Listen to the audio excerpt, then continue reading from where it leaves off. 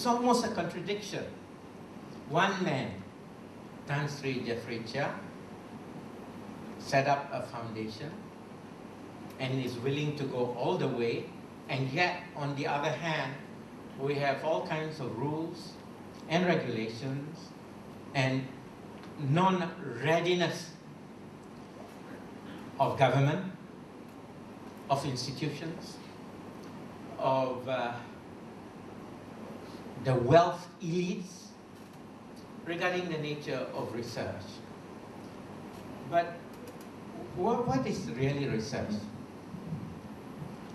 I read about 400 doctoral theses on education, analyzed them, wrote about them.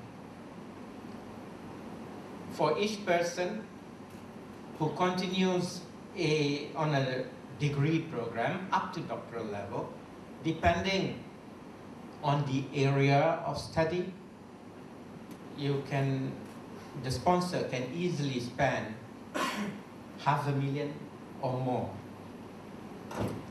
I am fortunate, I'm grateful, I have the opportunity of being on the interview board, of identifying our best students for the top local universities and for foreign universities. And in the setup, students, the best of students who are supposed to go to the best of universities would be allocated up to 600,000. These are young students. Unlike those whom universities and governments send abroad when they are in service, on whom we would easily spend, the point I'm making, 600,000 to $1 million or more to train one person for a doctoral degree in a particular field, particularly the so-called science and technological fields. So we train our people, and we have around 1,500 and growing professors in the country. And each of the professors and associate professors, many more, growing in numbers, would conduct their research in particular areas of interest, studying particular phenomenon considered significant. They spend billions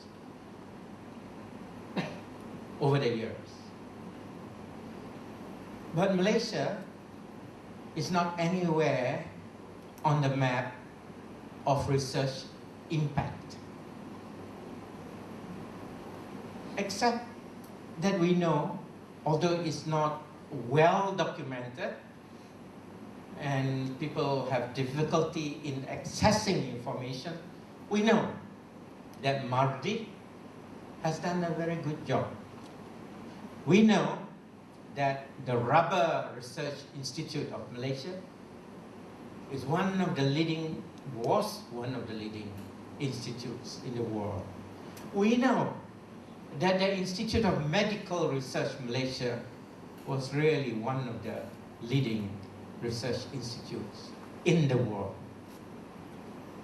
And then we do not hear about them, except once in a while through the efforts of some writers.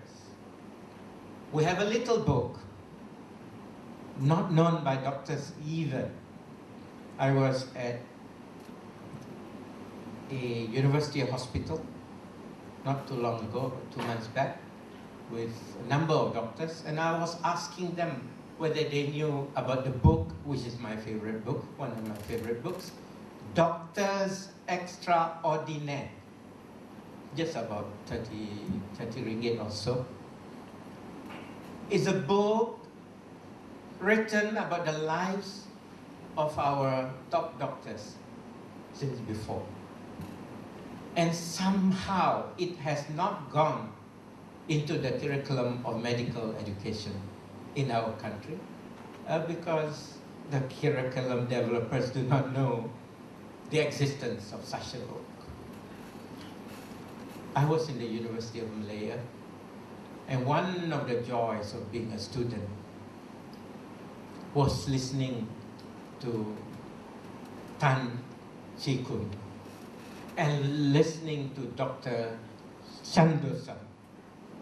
And in the book, Doctors Extraordinaire, you read about their stories, you know that they are practitioners, but actually they are great researchers who, like the unknown soldier, would die in the course of a war.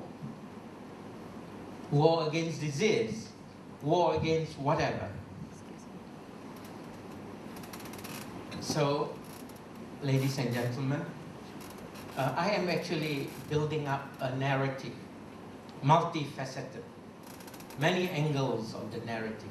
But at the end of it all, the thread that runs across is that we do not have a research culture, that we do not respect our researchers, that there are many different kinds of research, that the training of a researcher is very costly, that many of the people who conduct research somehow do not have the opportunities to allow their research findings to be widely shared. Knowledge creation, knowledge acquisition, knowledge diffusion, dissemination. You see, there was this movie, this very popular movie now, Avatar. And of course the wife, Bigelow, won the award, Head Locker. But I always believe it must have been pillow talk when they were together that allowed the wife to have the in-depth understanding and mastery of directorship, of directing movies. Avatar is one of the most expensive and most imaginative movies ever produced. It is about science and technology. It is about art. It is about philosophy. It's about everything. Avatar is about research. You cannot produce a movie like Avatar without doing research. It is easy to produce Malaysian movies where the woman shouts at the man all along in the home, and the two women quarrel and the three men quarrel and all kinds of things, with no in-depth philosophy in the script, with no application of scientific principles and concepts and understanding. I saw the movie Armageddon many times, and I was recording and writing the principles of physics in the movie, as I do with many other movies, because I've always seen movies as a genre of literature. You know, many teachers will still not look at movies. They see movies, you know, it's always the print. But the screen is equally important and more important nowadays than the print. Less people are reading the print newspapers. They go online. The younger generation, they are digital natives. There are no more the noble savages. You know, when the colonial masters come over, they want to convert the noble savages. But the digital natives are now ready to be autonomous.